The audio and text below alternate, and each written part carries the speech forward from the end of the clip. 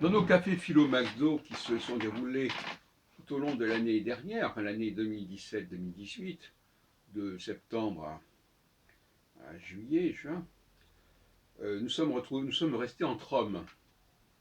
Les femmes n'ont pas participé à nos activités.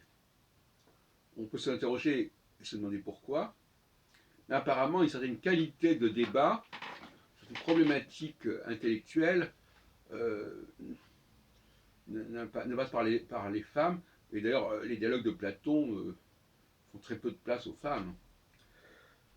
Donc les femmes ne savent pas débattre en quelque sorte, sauf dans des conditions tout à fait artificielles, où chacun prend la parole à tour de rôle, mais il n'y a pas vraiment une prise de parole au sens prise, prendre la parole, réagir à ce que dit l'autre avec une certaine dynamique, pas de manière comme dans C'est à vous, par exemple, dirigé par Caroline Roux, où voilà, monsieur Intel dit quelque chose, les gens n'osent surtout pas se prendre à partie et surtout pas émettre des véritables divergences d'idées.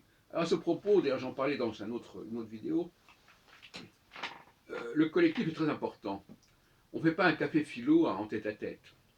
On fait un café philo, l'animateur a besoin de au moins 5 ou 6 intervenants ou 5 ou 6 participants pour les faire discuter entre eux du sujet qu'il a abordé, de façon à ce que les différents aspects du sujet puissent émerger en quelque sorte. Un groupe de 5-6 personnes est plus intelligent quelque part qu'une seule personne. Donc, et un groupe de lecteurs est plus intéressant pour un auteur à rencontrer qu'un lecteur isolé. Hein, alors, donc finalement, ce que je voulais dire ici, c'est euh, que la présence féminine, la recherche d'une présence féminine a des limites. Et que ce n'est pas forcément un très bon investissement de rechercher la compagnie des femmes. Moi-même, j'ai fait probablement cette erreur d'accorder trop d'importance à l'élément féminin dans ma vie, aux dépens de mes relations avec des hommes. Bon, alors j'en ai parlé déjà dans une autre vidéo.